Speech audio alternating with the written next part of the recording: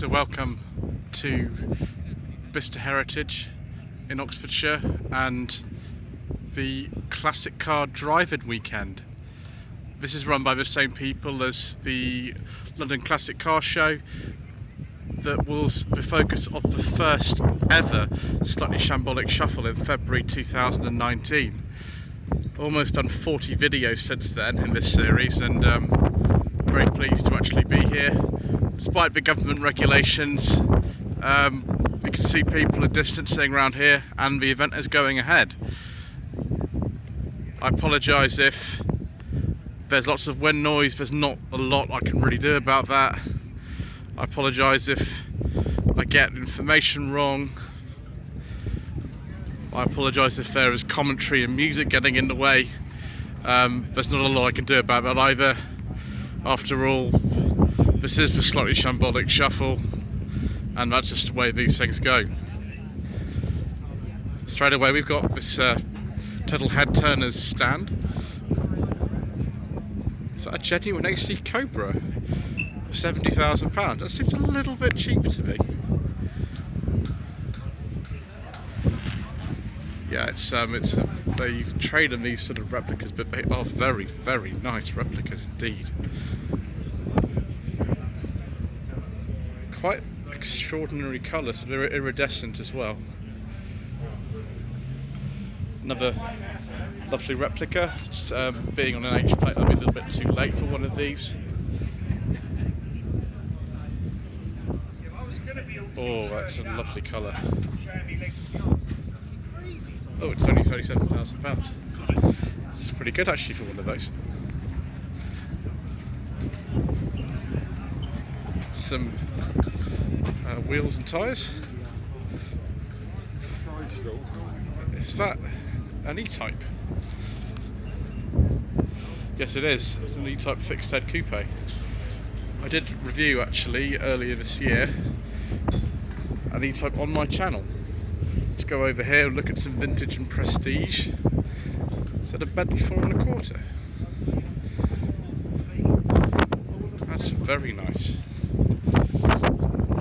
I do like Bentleys. 1930s one. Beautiful, beautiful interior.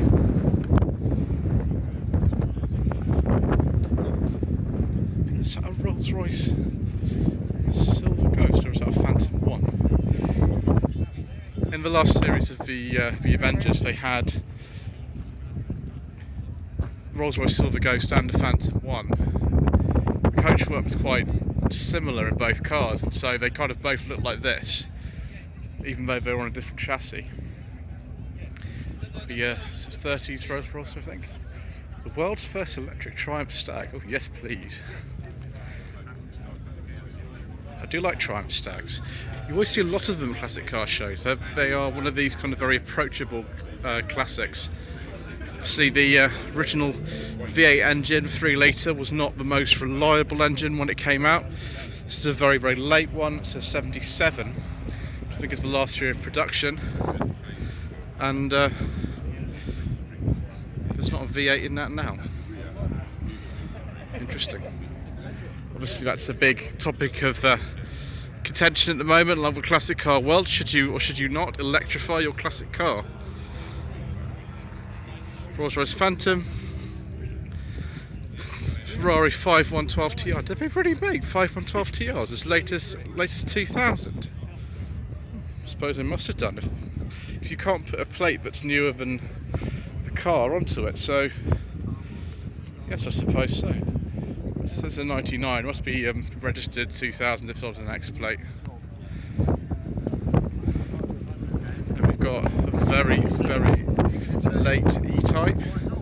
That's it's a 74, I think. Might be a 75. Yeah, it's a 74. It's V12 Series 3 Roadster with some white wall tyres. Porsche 911 Carrera. That's the Y plate, so it's got to be late 2000. Early 2001, actually no, sorry, but it's March 2001 to August 2001 only. Interesting. Ooh, Let's have a look at some Alpines. Oh yes, please, sir. I'll have some Alpines, sir.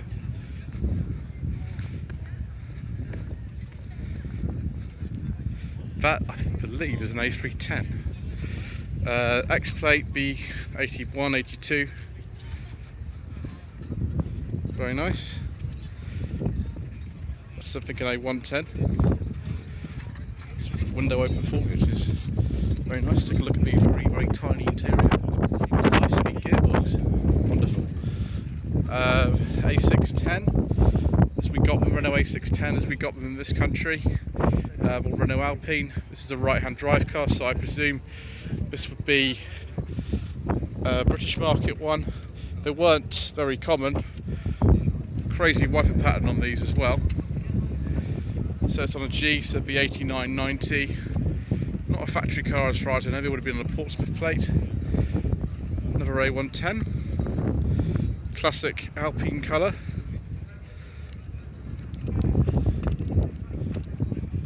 Another A310. Just get a close up of these little CB lights. Oh, is that a beige interior? Yes, it is.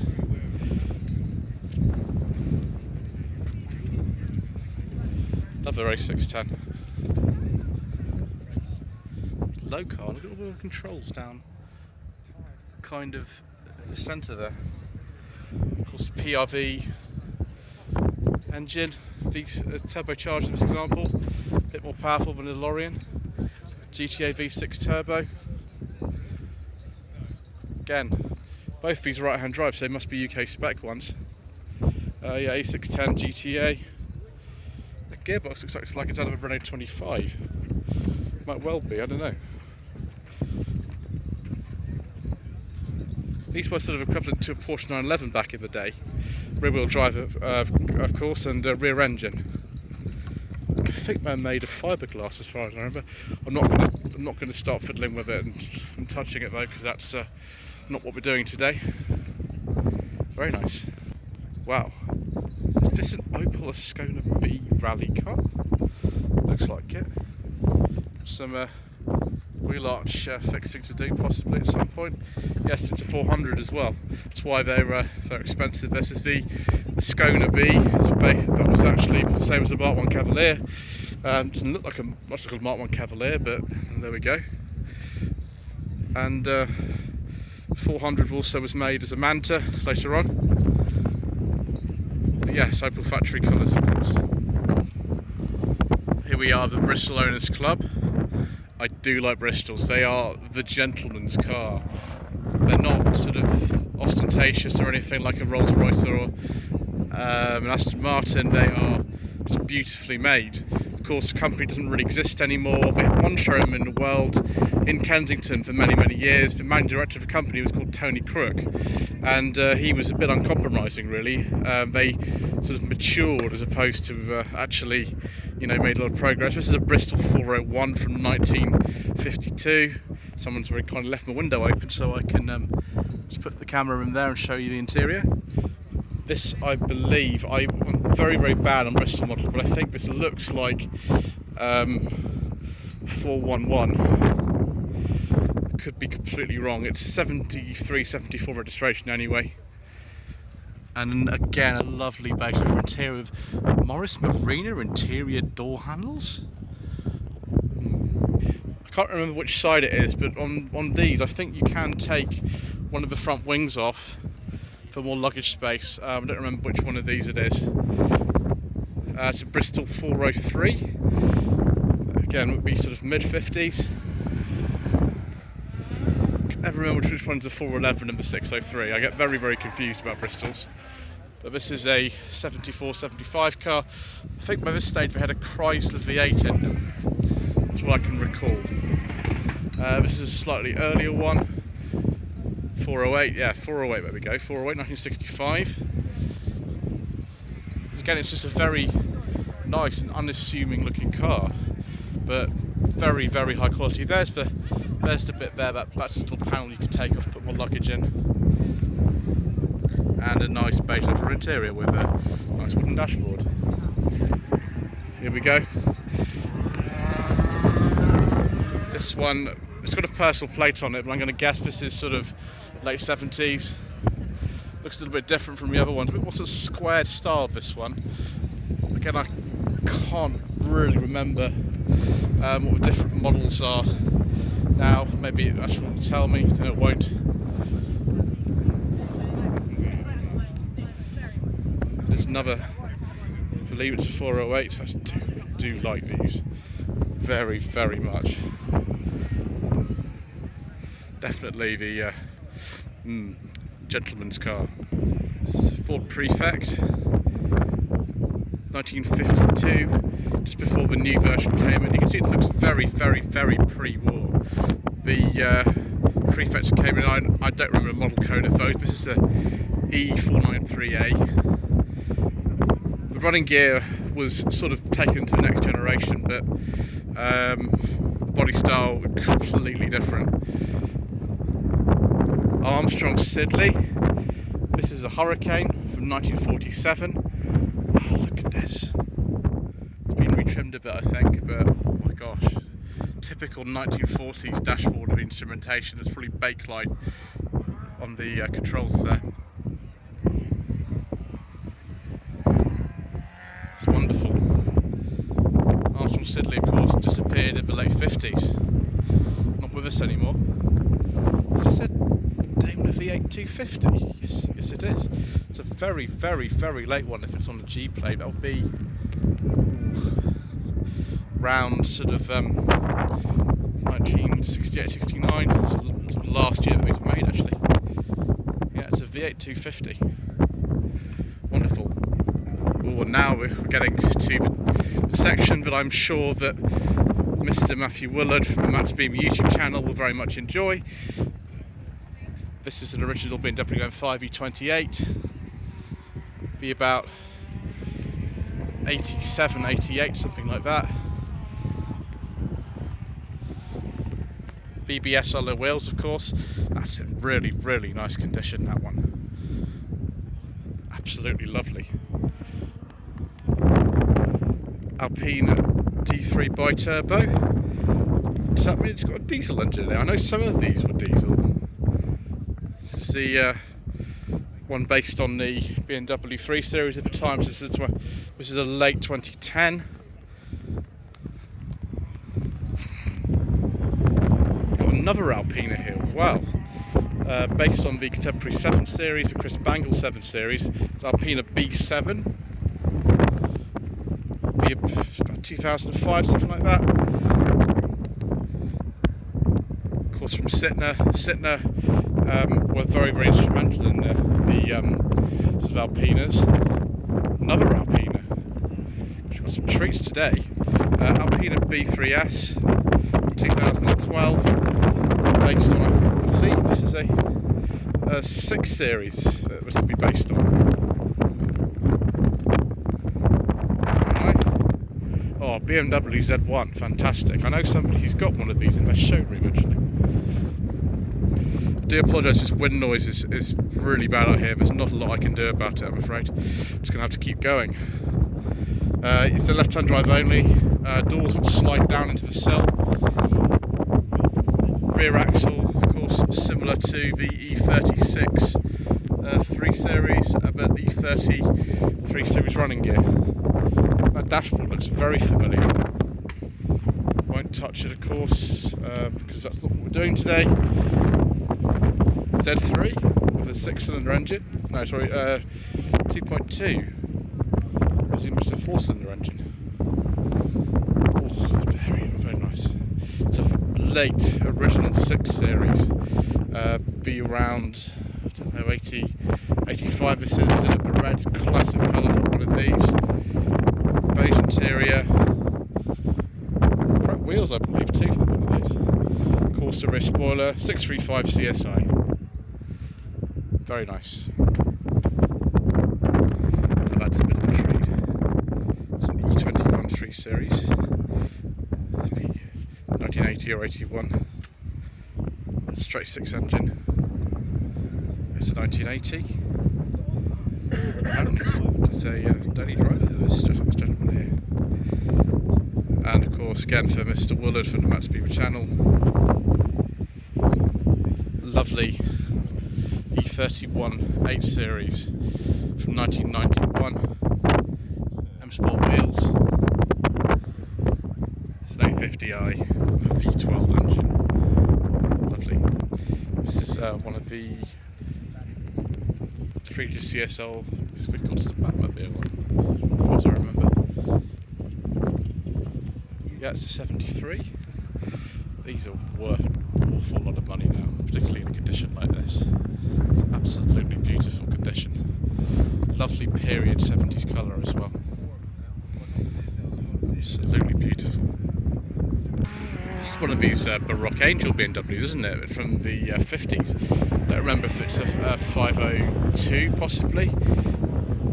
They don't really look anything like the BMWs that we know today. But this is what they were making in the 50s.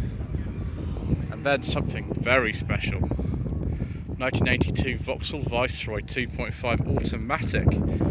Wow. Wow.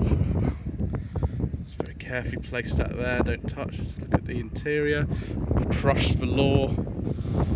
Paintwork, might well in some bits be original, it's sort of faded on the back and stuff, but these are really rare.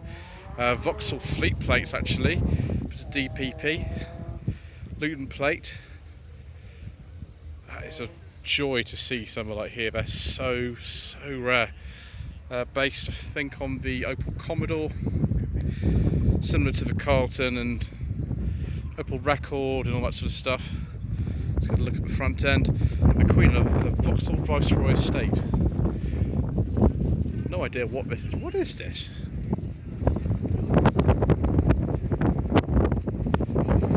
It's a WB120 Special from 1963. Never heard of one of those. And this,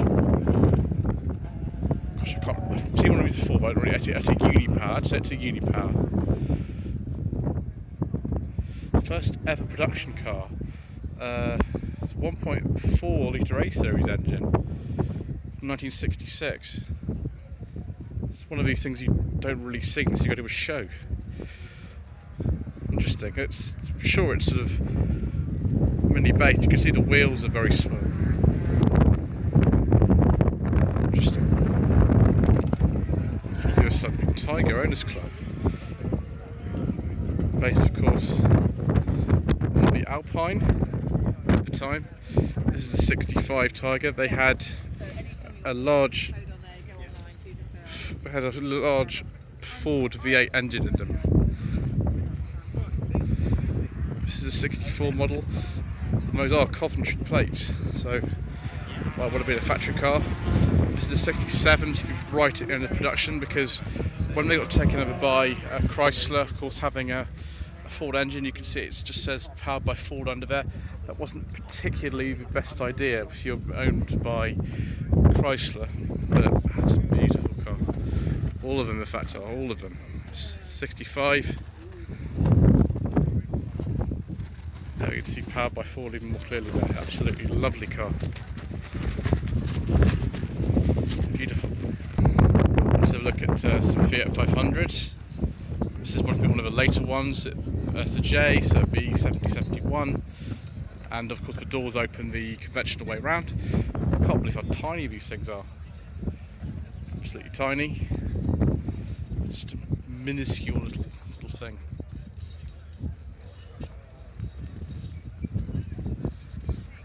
K plate 71, 72. 500L 72, 73.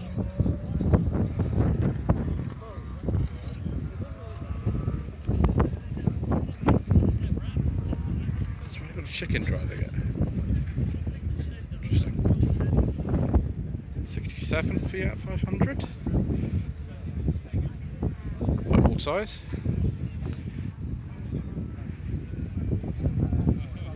72.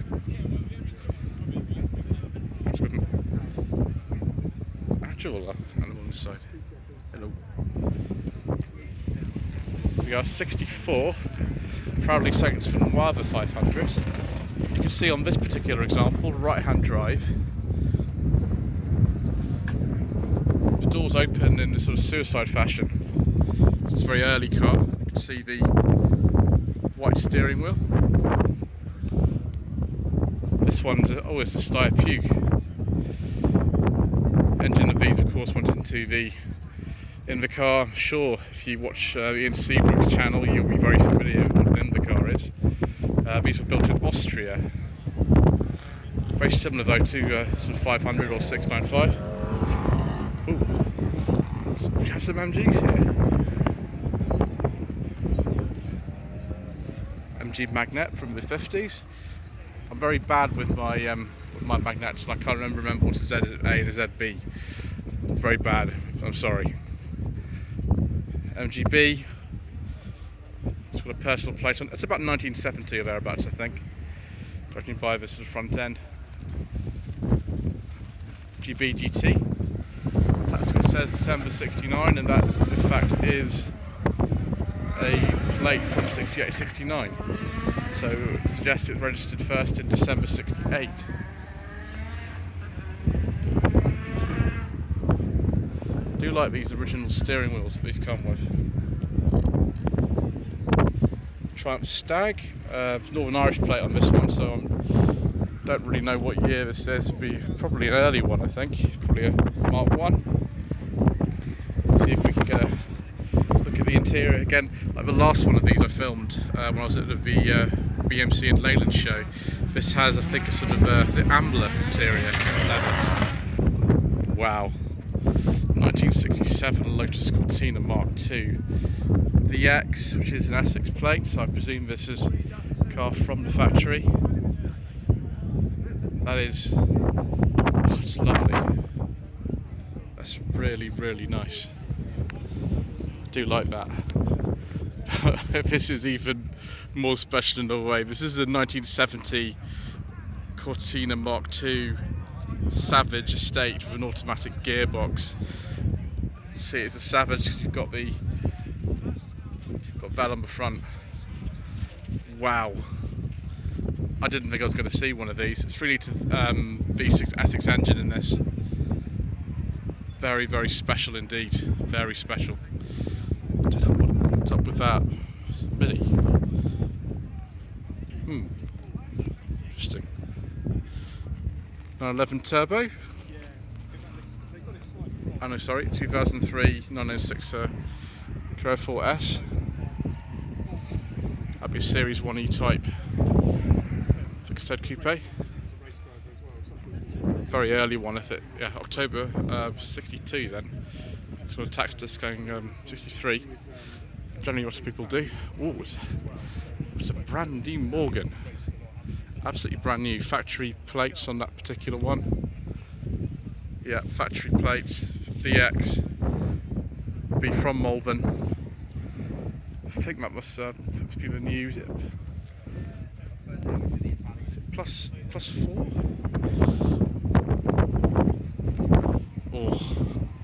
Oh yes. Yes, please. James Bond For Your Eyes Only Special Edition 2CV from 1981. The thumbnail for the first ever of Shambolic Shuffle that I did was one of these. Of course. Feel right at home. Wow. Originally a £32 Mini City E, turned into a 1275, I think it's still an A series.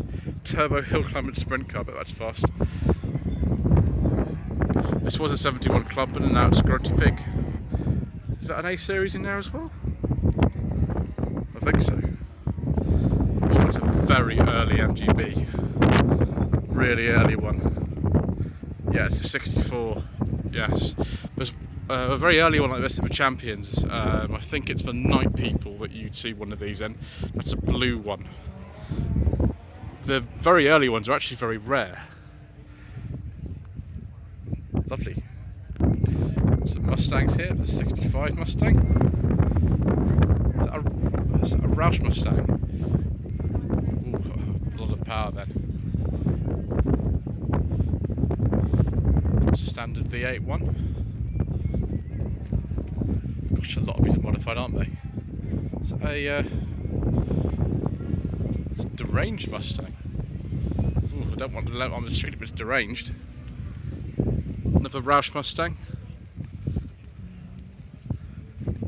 And another 65, like the one in Goldfinger and the one in Thunderbolt.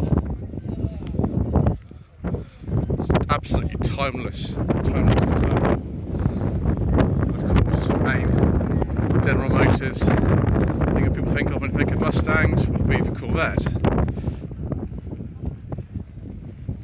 That I think is the previous generation one. C7, I think it is.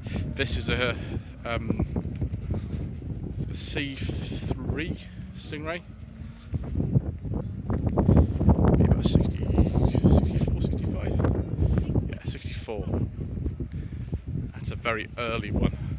It's a 56. Oh, it's very lovely. And a C4. Another Stingray. 66, that one. Another 66. Another earlier one.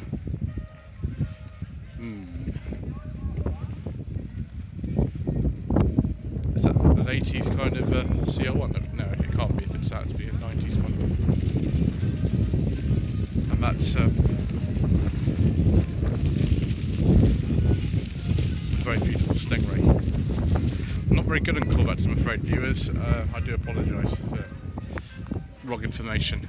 1963 Triumph TR4 Surrey top. It's one load of water apparently. Look how clean that engine is. I think it's a 2 litre in these. Very clean. And for Mr Quirk from the Planet Auto YouTube channel, here is a Mark I Volkswagen Golf Cabriolet with an enormous hood on the back and a very effective wind deflector. Look at that early interior. It reminds me very much of the Jetta that my parents had. It was the first car I remember them having. They got it in 1983. This one, 83, 84. It'll go round again actually, so we can have another look at the interior. It's that classic dashboard that I remember so well from my youth. And the Gilly, this has got a 5-speed gearbox in it. It's wonderful. Citroen DS. It's a very interesting bonnet mascot there. About the 71, 72, something like that. It's a Palace, so it'd be DS23 Palace. Something like that. E30 BMW 3 Series. It's a 318. It's 87, 88, something like that. Someone's the window open for me. 318 automatic. It's just a bit windy here. Oh, very nice. 1986 Lotus Esprit Turbo.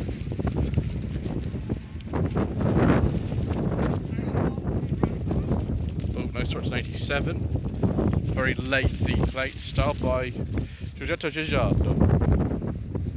It's the last shape before they completely redesigned this, so it looked like a car from Pretty Woman. And then a nice Elan Plus 2.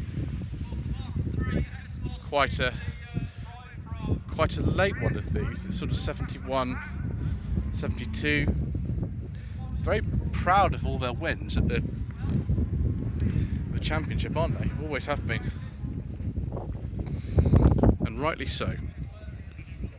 Got some rather old cars over here, courtesy of the VSCC, the Vintage Sports Car Club. Is this Austin 7? It's absolutely tiny. It must be 20s or something. Yeah, Austin 7. Just so small. Leaf Francis, oh yes please, yes please. Built in Coventry like a lot of the cars of the era. I don't know what model this is, it's 20s maybe. Blue Diamond, imagine this is a Riley, yes it is, in the 30s. And I imagine this lives right here at Bicester Heritage. Fraser-Nash. I think this is 30s, although we did make Fraser-Nashes look like this right the way up till the 1950s, I believe. Very popular with trials racing and things like that. And then, what's this? This looks very interesting. 1932 Armstrong Siddeley New 20. That's in very nice condition. Very, very nice condition indeed. Beautiful. Triumph TR2, I believe, and the Renault TR8, about 1980. That's quite something, viewers. Look at that. I don't think I've ever seen one of these before. I've heard of a Griddle Scorpion, never heard of a Griddle TR8. Right hand drive, I think based TR7 V8. I never know which is a TR7 V8 and what's a TR8. DeLorean from 1981, that was the first model year for these. Of course, if I get touch, I will get electrocuted with a high voltage of 1.21 gigawatts. There's the interior. Lloyd was a very tall man actually, so he had to make it so he could fit in easily. Ask me if I like it would be, a bit silly question. I think that's beautiful. So I think we'll draw this first part of the filming to a close, and to say thank you very much indeed for watching. Please don't forget to subscribe to the channel for the second part. I do apologise for all the wind noise that's been in the video today. Don't forget to like this video and to leave a comment below. But from Bicester Heritage and the Classic Car Driving Weekend, thank you very much indeed once again.